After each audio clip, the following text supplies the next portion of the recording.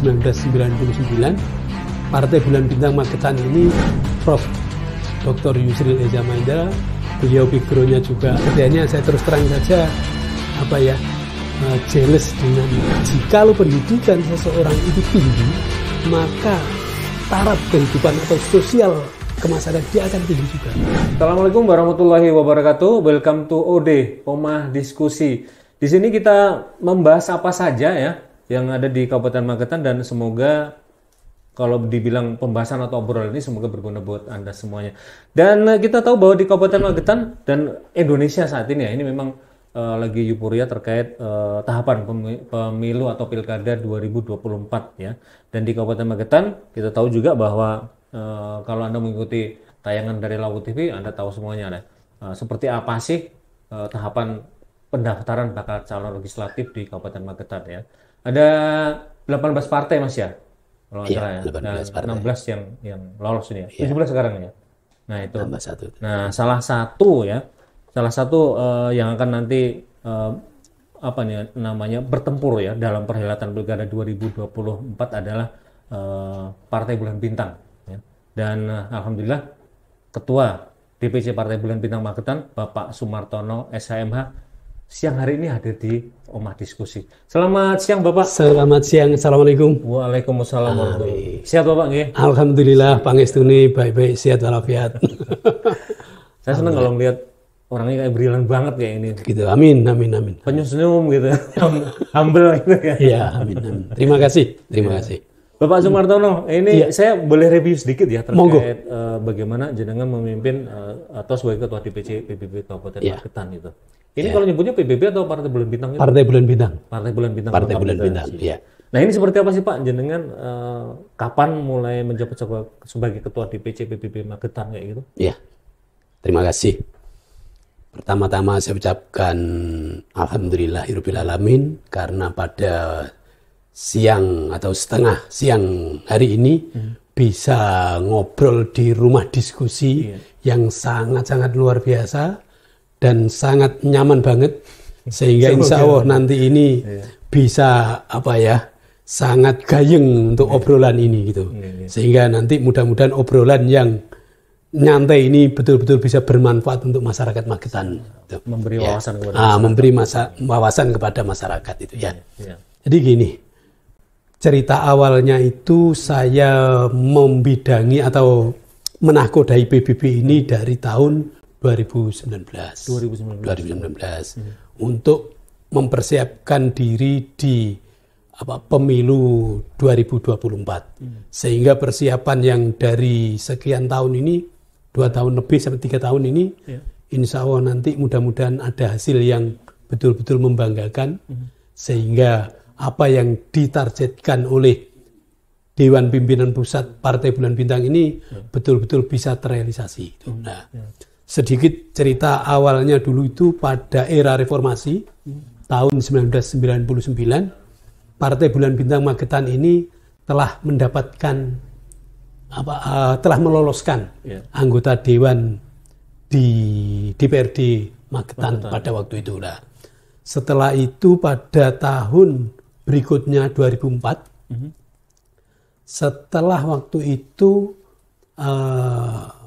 Mahkamah Konstitusi memutuskan bahwa sistem pemilunya itu terproporsional dan terbuka. Nah, dari awal itulah sehingga PBB kehilangan kursi, dan bahkan sampai hari ini 2019 belum mendapatkan lagi. Nah, insya Allah nanti di 2024 mudah-mudahan ikhtiar kami di kepengurusan PBB ini betul-betul berhasil dan betul-betul diridhoi oleh Allah. Itu harapan kami. Siap. Itu. Artinya kalau jenengan ini bisa dibilang fresh gitu ya. Alhamdulillah, insya Allah begitu fresh, baik lahir maupun batin. Siap. Ya, itu. Kalau selain Mona, saya boleh dong menilai latar belakang pendidikan kayak gitu Pak. Alhamdulillah. SHMH. Saat ini saya selain sebagai Ketua Dewan Pimpinan Cabang Partai Bulan Bintang Magetan, saya juga sebagai lawyer dan saya juga sebagai dosen di salah satu perguruan tinggi swasta dan masih aktif sampai sekarang. Gitu. Betul. Dan pendidikan saya, alhamdulillah S1 saya juga hukum. Saya alumni Universitas Kediri, dan alhamdulillah magister hukum saya dari dari Universitas 11 Maret Surakarta. Ya, itu. Kalau background sudah kayak gini, saya yakin deh ya untuk memimpin ya. Insya Allah. Insya Allah. Bakalan betul. Siap tempur. Amin. Dan ini kebetulan linear dengan pimpinan pusat, yaitu Dewan Pimpinan Pusat Partai Bulan Bintang, yaitu Prof. Dr. Yusril Eza Mahendra. Beliau backgroundnya juga akademisi serta guru besar. Nah, itu. Sahabat Laut TV, nanti akan kita lebih kupas lagi lebih dalam deh ya. Bagaimana sih sepak terjangnya Bapak Sumartono ini. Nah Pak, ini kan kita sudah pada tahapan pendaftaran ya. Pendaftaran Bacalek ya, yang kemarin tanggal 1 sampai 14. Nah sejauh ini kalau PBB sendiri yang di DPC Magetan seperti apa mempersiapkan bakal calon legislatifnya itu? Alhamdulillah, kemarin pada tanggal 13 serta jam 13,13 menit kami di PB Partai Bulan Bintang Magetan telah mendaftar secara resmi Bacalek dengan jumlah 100% dari 6 dapil itu, dan alhamdulillah juga untuk memenuhi 30% kota perempuan terpenuhi. Sehingga harapan kami nanti minimal per dapil itu ada yang lolos, walaupun satu. Gitu. Pak, ini milih 13. Ya. Ini ada makna apa sih di balik nomor 13 itu, Pak? Di samping itu memang ini sengaja ada instruksi dari DPP, Dewan Pimpinan Pusat, untuk mendaftar bersama-sama secara nasional. Karena dalam hal ini Partai Bulan Bintang adalah nomor urut 13, sehingga mengambil angka 13 ini betul-betul mudah-mudahan angka yang ajaib, angka yang penuh keberuntungan, sehingga kemarin itu se-Indonesia atau secara nasional pendaftarannya bagi Partai Bulan Bintang adalah tanggal 13 dan jam 13. Dan juga menitnya 13. Kebetulan juga kami menyiapkan personil yang pergi ke KPU 13 personil. Jadi semuanya serba 13 itu. Mewakili 45 kursi dong. 45 kursi. Iya, betul. 100%. Nah, Bapak, ini kalau terkait bakal calon nih. Kalau dari PBB sendiri sebenarnya calon legislatifnya seperti apa sih bakal calonnya itu? Gini. Terus terang saja dari berbagai latar belakang, ada yang dari praktisi hukum, juga ada dari akademisi, serta purna-purna dari PNS, serta juga ada yang dari ustadz-ustadz, termasuk dari Temboro juga ikut ambil bagian untuk mencalonkan diri, dan juga beliaunya ini juga termasuk ketua PAC Karas. Itu. Artinya semua keterwakilan masyarakat ada di PBB. Insya Allah lengkap, semuanya lengkap. Jadi ada akademisi, praktisi hukum, kiai, ustadz, tokoh masyarakat, dan pensiunan ASN, insya Allah lengkap semua.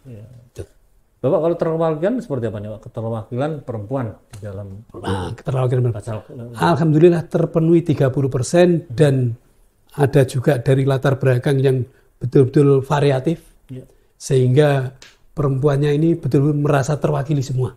Itu. Meskipun di dalam ini nanti kan masih selama verifikasi, Iya, betul. Masih verifikasi. Masih verifikasi. Nah, kalau terkait verifikasi sendiri seperti apa yang disiapkan oleh PBB sendiri? Alhamdulillah dalam hal ini persiapan untuk verifikasi termasuk persyaratan kelengkapan itu sudah lebih dari 25% sudah lengkap, tinggal kita mengupload, dan nanti insya Allah sesuai dengan deadline-nya yang ditentukan oleh KPU, insya Allah kami bisa melengkapi. Iya, insya Allah begitu. Ya. Bapak kalau terkait kalau ada keterwakilan perempuan sudah, gitu.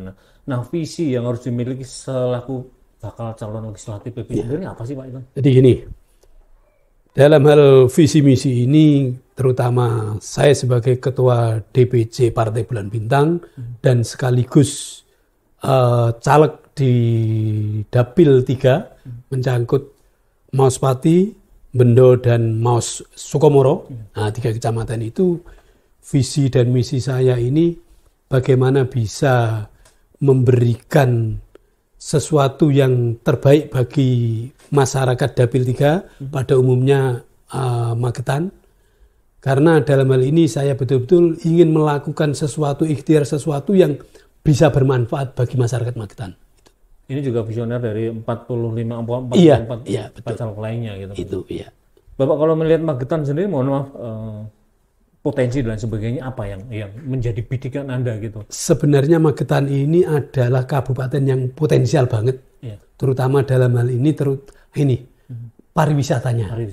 Namun selama ini dalam hal pariwisata, kalau dari kacamata saya pribadi dan teman-teman PBB, ini sepertinya untuk manajemennya ini kurang optimal, terutama sarana dan prasarana di sekitar Telaga Sarangan ini sangat sempit banget.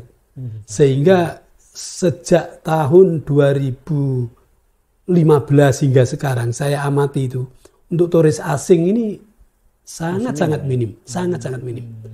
Nah, itu kan suatu tolok ukur bagaimana tempat wisata tersebut diminati oleh wisatawan, kan begitu.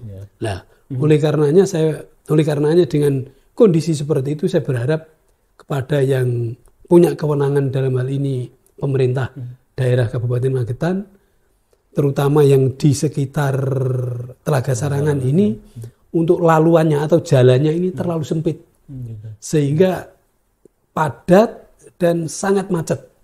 Jangankan mau naik kendaraan, jalan kaki saja suatu saat juga macet. Nah, ini kan suatu problem itu. Nah, kenapa sih Pak lebih fokus kepada pariwisata gitu, enggak? Yang lainnya juga gitu. Pendidikan. Oh gitu. Pendidikan. Kalau saya melihat di kabupaten-kabupaten lainnya itu, baik itu PTN maupun PTS, itu lebih dari 2. Lebih dari 2, bahkan ada yang sudah banyak, seperti hanya saya terus terang saja jealous dengan Ponorogo ini.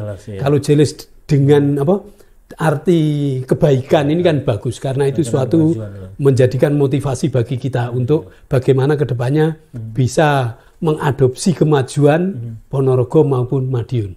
Karena bisa kita lihat secara langsung dalam hal PTN, perguruan tinggi negeri, Ponorogo itu ada IAIN. Nah, otomatis dengan IAIN yang ada di Ponorogo ini dengan sendirinya akan meningkatkan perekonomian. Karena apa?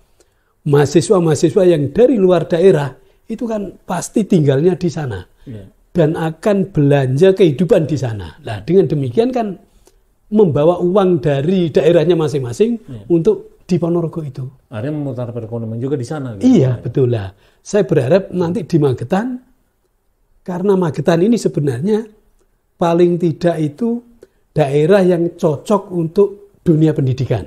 Karena apa? Suasananya dingin, tenang, aman, dan nyaman. Nah, ini kan tinggal kita bagaimana memoles lagi sehingga bisa membuat ketertarikan PTN yang saat ini juga sudah mulai ini UNESA itu. Nah, mudah-mudahan nanti selain UNESA juga ada PTN maupun PTS yang berdiri di Kabupaten Magetan ini. Gitu. Ada yang mendekatkan pendidikan langsung kepada masyarakat gitu Pak? Iya, betul. Karena apa? Dalam hal ini teori untuk meningkatkan taraf hidup masyarakat itu memang diawali dari peningkatan SDM, sumber daya manusia. Sumber daya manusia dalam artian kan pendidikannya itu. Jikalau pendidikan seseorang itu tinggi, maka taraf kehidupan atau sosial kemasyarakatan dia akan tinggi juga. Dan itu pasti suatu contoh yang sederhana saja. Apakah ada seorang S3 atau doktoral terus pengangguran lontang-lantung? Pasti tidak ada. Karena apa? Dia pasti sibuk sana sini menghadiri seminar, undangan jadi narasumber. Ya, minimal S2 lah. Paling tidak juga bisa, ya seperti saya ini juga diundang oleh TV Lau. Nah ini kan alhamdulillah juga itulah. Saya yakin dengan seseorang ketika pendidikannya lebih tinggi, maka status sosial dan pola hidupnya akan juga lebih baik dan lebih tinggi. Itu saya meyakini seperti itu. Wawasannya juga luas. Iya, wawasannya juga luas. Terus saya yakin yang pendidikan tinggi juga cara hidupnya juga bisa bermanfaat untuk di masyarakat sekitarnya, bagaikan lilin atau lentera di sekitarnya. Itu kalau menurut saya gitu. Artinya kalau dengan meningkatkan bisa dibilang taraf pendidikan masyarakat, itu juga akan meningkatkan itu sumber daya manusia kualitas. Iya, betul gitu, kualitas itu. Iya, Bapak. Bapak kalau ini Bapak terkait, nah ini kan dari 45 bakal calon legislatif. Iya. Ini selain visinya adalah kemudian selain pariwisata dan juga pendidikan ini, mungkin apa sih yang ditekan oleh 45? Oke, ini dari 45 itu sebelum mendaftar kami memang sudah rapat secara internal. Yang perlu kita tekankan selain itu yaitu masalah money politik.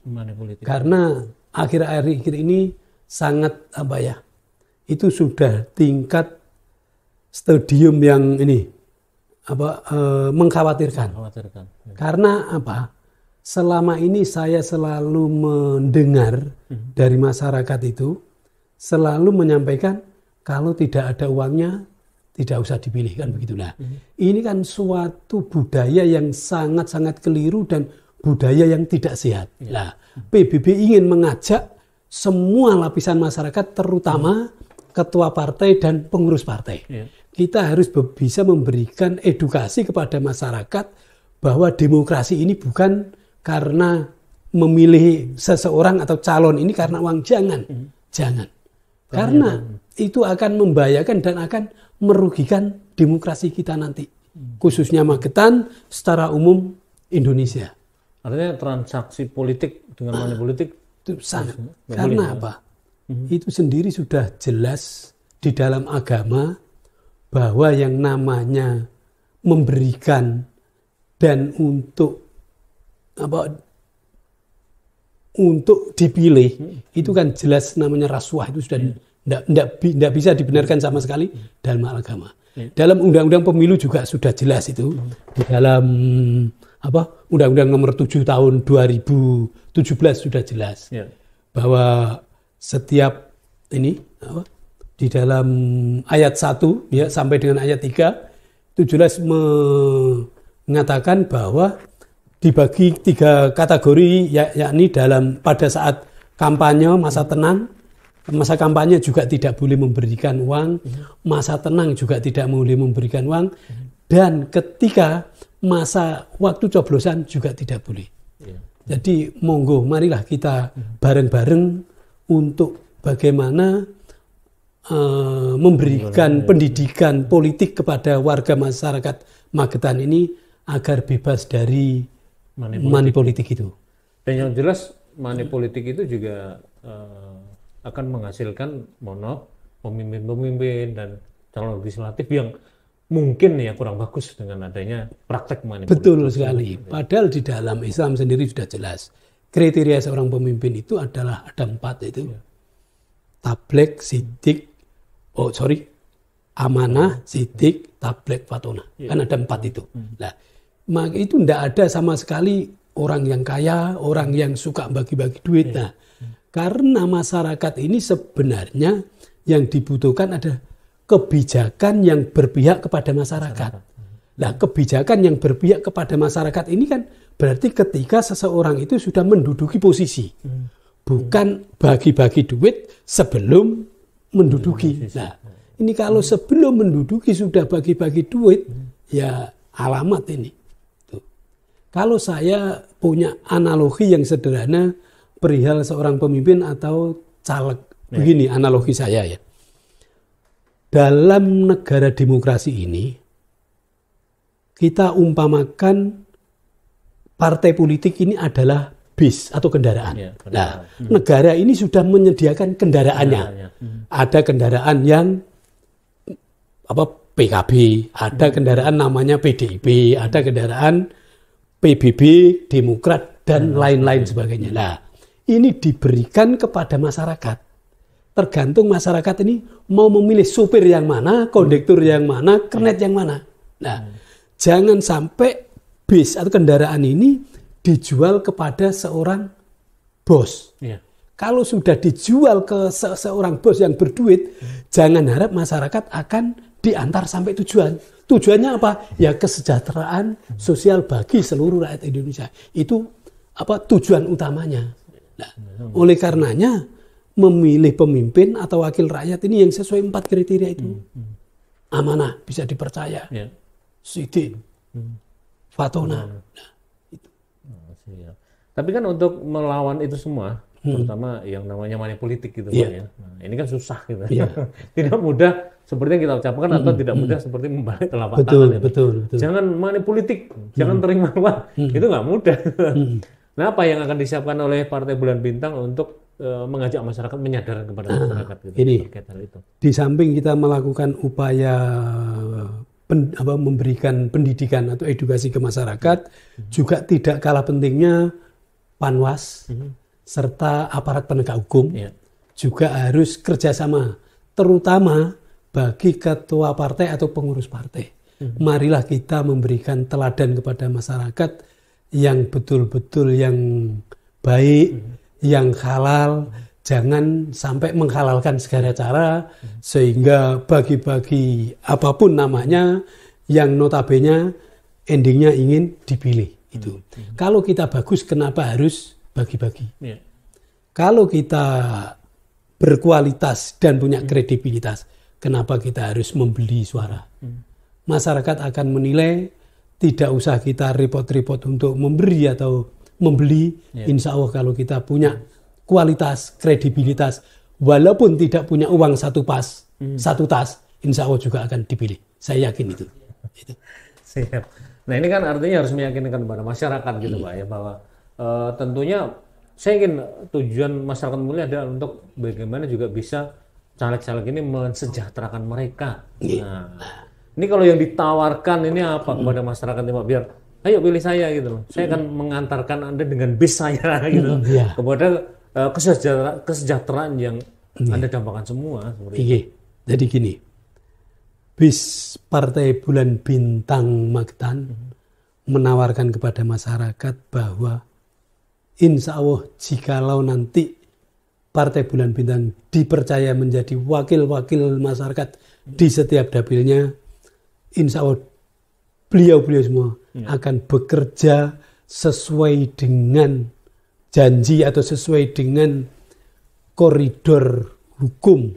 Dalam hal ini adalah tanpa harus tanpa harus menggunakan money politik dan akan selalu mengawal program-program pemerintah yang seharusnya untuk rakyat ini 100% tanpa harus dipotong atau dibelokkan kemana-mana. Itu yang utamanya. Bapak kalau dari komposisi kan, komposisi bacalek yang diajukan oleh PBB sendiri, kriterianya mungkin ya, ini generasi bomber, generasi milenial itu berapa persen sih, terutama yang muda gitu? Milenialnya insya Allah ada sekitar 40%. 40%. Iya. Yang 20% ini yang sudah purna-purna itu dari ASN, terus sisanya yang usia-usia masih 50-an ke bawah gitu. Yang usia sedang lah itu. Generasi X nih Pak ya? Iya, betul.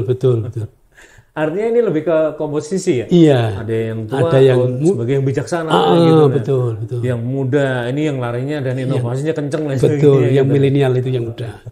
Kalau saya ini masuk kategori yang tengah ini. Iya, tengah. Yang siap lari dan siap juga memimpin. Betul. Jadi siap untuk kenceng, siap untuk slow. Tapi tetap pada hal-hal yang halal itu. Yang membangun dan betul. Yang pasti jangan sampai money politik gitu. Betul itu.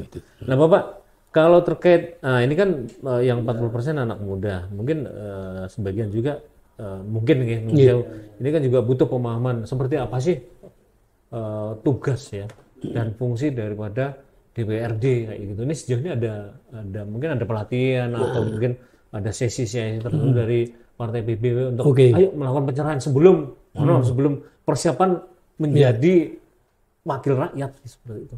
Ya, itu kan jelas tugasnya DPR atau legislatif.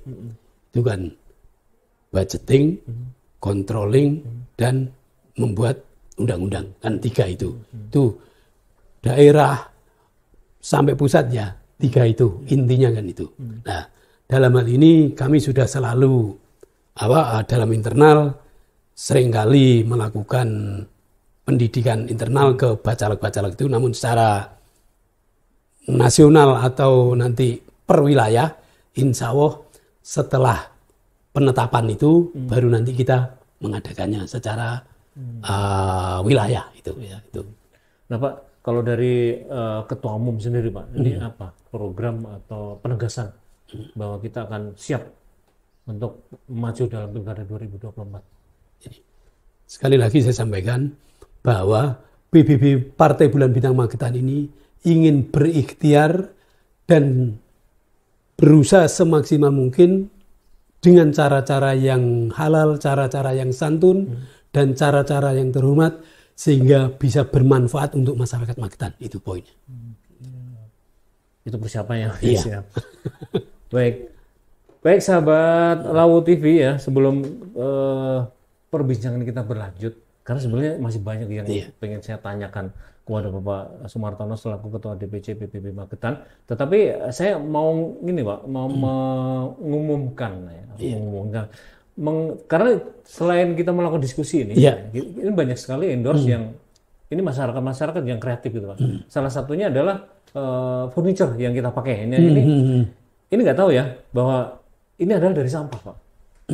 Nah ini salah satunya ya. Luar biasa. Ini merupakan dari bank sampah Sabu Jagat.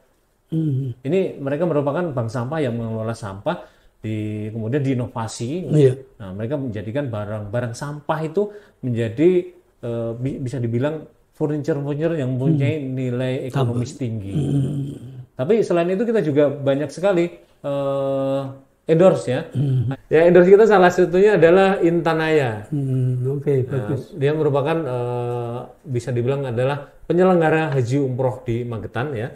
Dan yang pasti kalau Anda umroh maupun haji di Intanaya ini sudah lengkap gitu nah. Bahkan oleh-oleh yang Anda butuhkan ya. Ini Anda nggak perlu pusing-pusing. Semua sudah disiapkan. Karena semua ada di Intanaya. Luar ada biasa. juga produk UMKM. Ada Suwiwi namanya Bapak. Nah, Suwiwi ini produk camilan ya. Ini berasal dari Suwiwi. Suwiwi ayam maksudnya. Tapi bukan Suwiwi ayam. Gitu. Ini manisan yang dibuat dari kulit jeruk pamelo. Iya. Karena masyarakat di desa mana nih? Kecamatan Bedo ya. Bendo. Kecamatan Bedo ini banyak sekali memanfaatkan kulit-kulit jeruk yang jeruk pamelo itu kan biasanya menjadi limbah. Nah, mereka mengolah kemudian mengemas menjadi camilan yang punya nilai ekonomis tinggi juga. Dan masyarakat Terong juga terima kasih ya, karena di Terong ini juga terkenal dengan namanya tempe, Pak. Gitu. Nah, mereka produk UMKM tempe yang sudah terkenal. Bahkan variannya juga sudah cukup banyak ya. Nggak cuma tempe dibungkus daun ya, daun pisang, tetapi sudah ada keripik tempe dan produk-produk lainnya. Luar biasa. Ada juga satu lagi susu kinkin kemarin ya. Susu kinkin ini juga produk dari UMKM yang ada di Kabupaten Magetan. Ya. Susu kinkin. Nah, ini juga susu murni ya, murni dari yang diolah ya kemudian oleh teman-teman di Kinkin sehingga menghasilkan susu yang berkualitas tinggi, rasanya enak. Ini juga produk UMKM di mana selama pandemi ini kan ternyata hanya UMKM yang bisa bertahan gitu. Kalau susu ini dari daerah mana? Dari Plausan, mereka memanfaatkan di mana? Singolangu ya. Mereka memanfaatkan atau bekerja sama dengan para peternak susu, peternak sapi perah di sana. Sapi perah. Jadi perekonomian UMKM ini yang menggulirkan Kabupaten Magetan, sehingga bisa dibilang perekonomian di Magetan ini banyak disokong oleh UMKM gitu, Pak. Kita kembali ke pembahasan bahwa PBB ini artinya sudah siap banget ya untuk maju dalam pelaksanaan pilkada tahun 2024. Insya Allah sangat siap. Bapak, sebelum kita akhiri perbincangan kita gitu ya, ini ada close statement dari jenengan terkait persiapan PBB sendiri untuk pemilu kada 2024 ini seperti apa?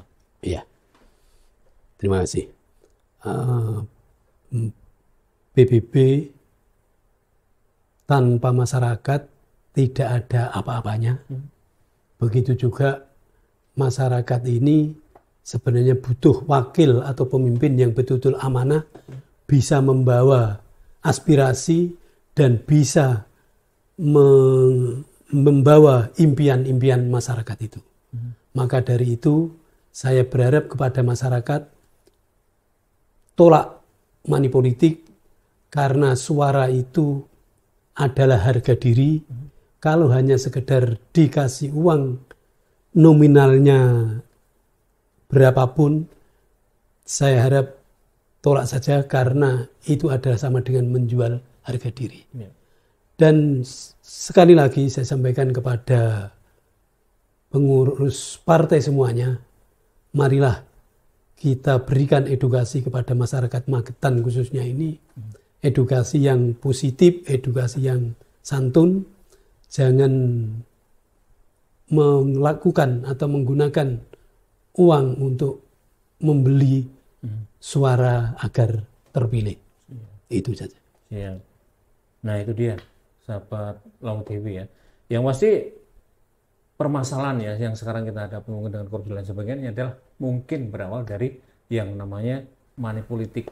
Jadi PBB di Kabupaten DPC Kabupaten Magetan ini benar-benar menolak yang namanya money politik. Semoga nanti bisa melahirkan ya pimpinan maupun legislatif yang bebas dari korupsi ya, dan juga inovatif Pak ya. Betul. Dan yang pasti bekerja untuk masyarakat. Siap. Betul. Semoga PBB nanti di Kabupaten Magetan sukses di dalam pelaksanaan Amin. 2024 mendatang Pak. Terima kasih untuk kunjungannya. Sama-sama. Ya. Oma diskusi. Terima kasih. Ini kesempatan yang luar biasa bisa diundang dialog di rumah diskusi.